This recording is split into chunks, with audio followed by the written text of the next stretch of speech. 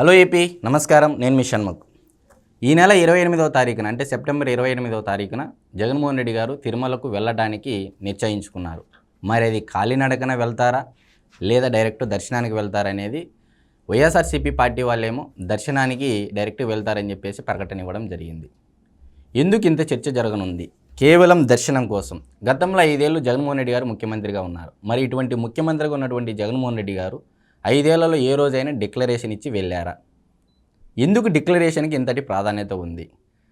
తిరుమల తిరుపతి దేవస్థానం సాధారణ నిబంధనలో ఇదొక భాగం. 136వ నిబంధన ప్రకారము అన్యమతస్థులు ఎవరైనా సరే తిరుమల తిరుపతి దేవస్థానం అంటే శ్రీ వెంకటేశ్వర స్వామిని దర్శనం చేసుకోవాలి అంటే ఖచ్చితంగా వైకుంఠం క్యూ కాంప్లెక్స్ దగ్గర డిక్లరేషన్లో సైన్ చేయాల్సి ఉంటుంది. ఇది ఎందుకు గతంలో ఎవరైనా చేశారా, ఇదే డిక్లరేషన్ ఇచ్చారా అని అంటే శ్రీ అబ్దుల్ కలాం గారు, అదేవిధంగా సోనియా గాంధీ గారు కూడా ఇవ్వడం జరిగింది డిక్లరేషన్. మరి ఇంతటి పెద్ద నాయకులే ఇచ్చినప్పుడు మరి ఎందుకు వైఎస్ జగన్మోహన్ రెడ్డి గారు డిక్లరేషన్ ఇచ్చి నేను దర్శనానికి వెళ్తానని ఎందుకు ప్రకటన ఇవ్వడం లేదు? మరి నిజంగా నెయ్యిలో కల్తీ జరిగితే, నెయ్యిలో కల్తీ జరగకపోతే ఎందుకు జగన్మోహన్ రెడ్డి గారు వివిధ అంటే ఒక పొలిటికల్ ఈవెంట్గా మార్చే ప్రయత్నం చేస్తున్నారు? ఇందులో భాగంగా ఒక 10 క్వశ్చన్స్ జగన్మోహన్ రెడ్డి గారి తరపున ప్రజలకు సూటిగా నేను ప్రశ్నలు వేస్తున్నాను. జగన్మోహన్ రెడ్డి గారి తరపున జగన్మోహన్ రెడ్డి గారు ఈ విధంగా చెప్తా ఉన్నారు ప్రజలకి. ఈవోగా, చైర్మన్లుగా కేవలం నా బంధువులను మాత్రమే ఎందుకు పెట్టుకున్నాను అనుకుంటున్నావు?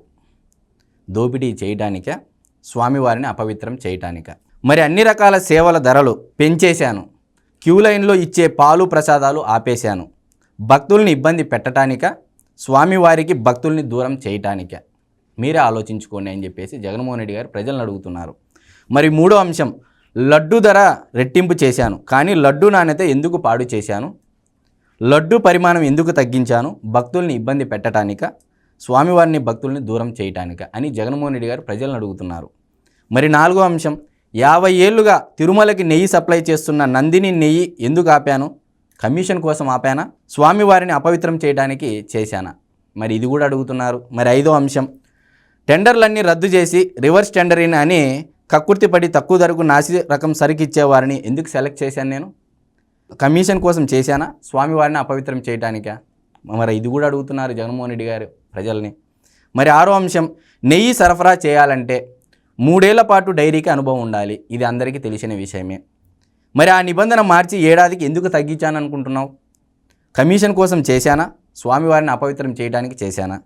మరి ఆలోచించుకోండి. 7.4 లక్షల లీటర్లు ఉత్పత్తి చేసే డైరీకి అప్పగించాల్సి ఉన్న నిబంధనను మార్చి ఎవరైనా సరఫరా చేయొచ్చు అనే నిబంధన ఎందుకు మార్చాను అనుకుంటున్నారు? కమిషన్ కోసం చేశానా? స్వామివారి భక్తులను అపవిత్రం చేయడానికి చేశానా అని ప్రజలను అడుగుతున్నారు జగన్మోహన్ రెడ్డి గారు.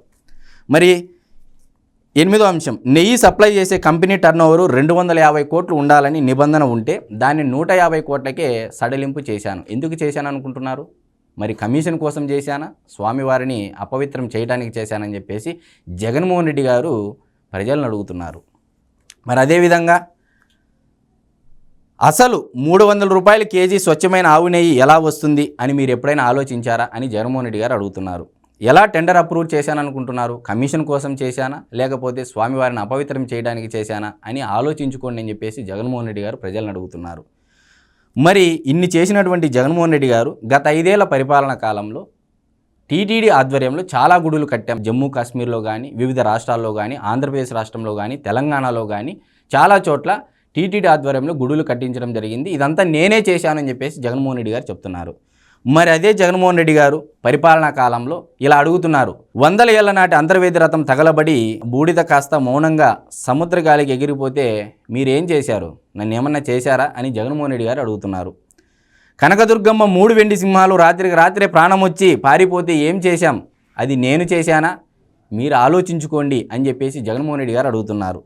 శ్రీరాముని తల కావాలని తెగ్గొడితే ఏం చేశారు మీరు అని చెప్పేసి జగన్మోహన్ రెడ్డి గారు మిమ్మల్ని ప్రశ్నిస్తూ ఉన్నారు.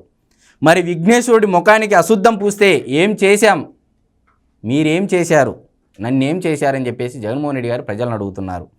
మరి శ్రీశైలం ప్రసాదంలో ఎముక ముక్క వస్తే ఏం చేశారు మీరు? నన్ను ఏమన్నా అడిగారా? అడగలేదు కదా. అడిగితే కేసులు పెట్టించాను కదా అని చెప్పేసి జగన్మోహన్ రెడ్డి గారు ప్రజలను అడుగుతున్నారు.